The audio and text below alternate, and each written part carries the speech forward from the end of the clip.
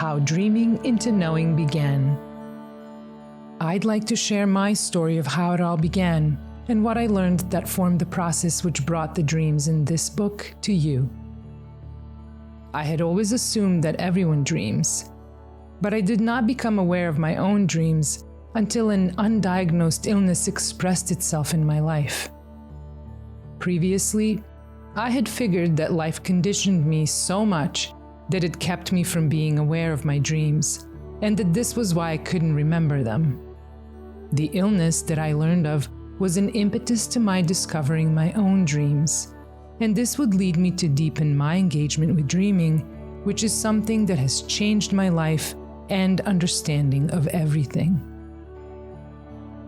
The illness first presented itself as a struggle to get things done.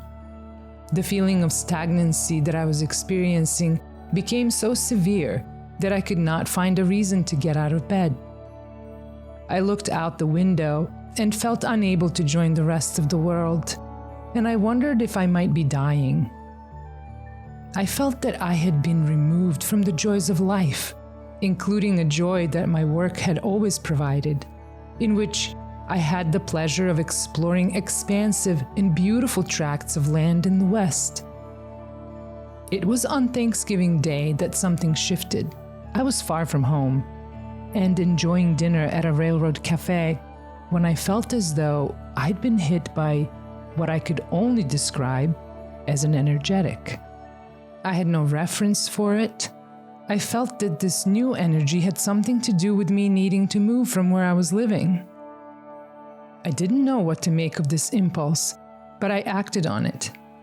The next day, I made a call based on the intuition, which led me to buy a property in Wyoming and live there.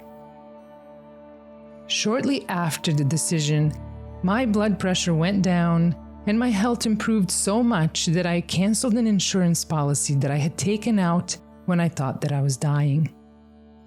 The next experience of an energetic came as a voice. It told me to go to the dentist. When I did, the dentist informed me of a condition that I had that would require multiple operations in order to have about a 5% chance of living. This sent me over the edge, and all of a sudden I started to hear much more. I heard my name called out by my dad, who was 400 miles away. His voice was loud, and yet it sounded like he was in the room. I heard the doorbell ring when it had not been ringing. I had an old-timey wind-up alarm clock that I heard go off without my having set it. I remembered a clock like it, also a wind-up deal. It was the sound I had heard upon waking as a child. I thought that I had heard the phone ring. I decided to track these encounters, and in no time I recorded 17 different kinds of sound events in one night. Most of them hypnagogic, little thresholds, images, and glimpses that revealed to me a realm and a depth that bordered on what I had imagined to be the stuff of witches and wizards, and the sorts of things that I'd not previously thought about. The dreams suggested that I do things like modify my breath, so that I imagined ultraviolet at the top of the in-breath. Research on this led me to Bible stories about the Battle of Jericho and the tales of its walls tumbling down. I felt a kind of a temporary insanity while also sensing something, a realm. I began orienting more and more to an inner world, all the while aware that it was the enormous trauma of a life-threatening illness that threw me outside the normal, stabilized senses and into a new space. I began to dream regularly. I sent my dreams to an interpreter who lived in California.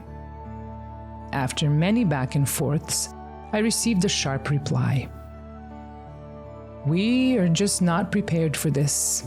We can't handle this. You'll have to figure out how to understand this yourself." And so I committed to understanding them inside of myself, and over time, I evolved the process. I wrote my dreams in notebooks that today amount to hundreds, containing thousands of pages of barely legible scribble. Something did progress over the nearly 10 years that followed, even though I had not been functioning like most people because I'd chosen to live in the dream world. What I learned during this time is what I have to share with you.